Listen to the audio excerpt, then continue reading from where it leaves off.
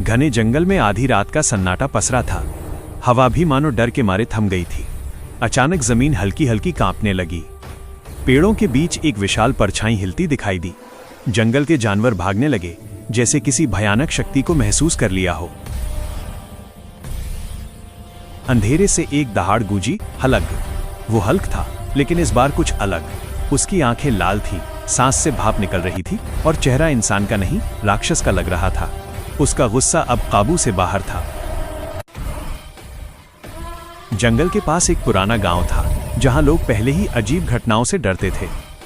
जैसे ही हल्क गांव में दाखिल हुआ, आसमान में काले बादल छा गए। घरों की दीवारें अपने आप दरकने लगी। लोगों को लगा जैसे कोई शाप वापस लौट आया हो। गांव में अफरा तफरी मच गई। लोग अपने बच्चों को उठाकर भागने लगे।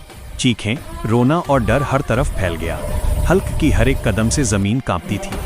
उसकी आंखों में दया नहीं, सिर्फ अंधेरा था। अचानक हल्क के शरीर से काली और हरी ऊर्जा निकलने लगी। उसकी नसें फटने लगीं, दांत नुकीले हो गए। वो अब सिर्फ हल्क नहीं रहा, वो डर का अवतार बन चुका था।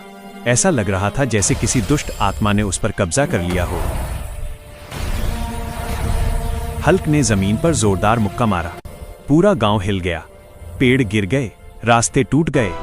अंधेरे में उसकी हंसी गूंज रही थी, जो किसी भी इंसान का दिल जमा दे।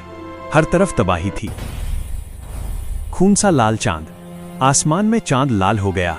उसकी रोशनी में हल्क खड़ा था, खामोश, खूंखार और भयानक। गांव अब सिर्फ खंडहर बन चुका था। हवा में डर की बदबू थी और सन्नाटा और भी डरावना लग रहा था। सुबह हुई। सूरज की रोशनी में गांव खाली पड़ा था। न हल्क था, न लोग। बस जमीन पर टूटी हुई जंजीर पड़ी थी। लोग आज भी कहते हैं, अगर रात को जमीन कांपे और जंगल से दहाड़ आए, समझ लेना हल्क फिर से लौट आया है।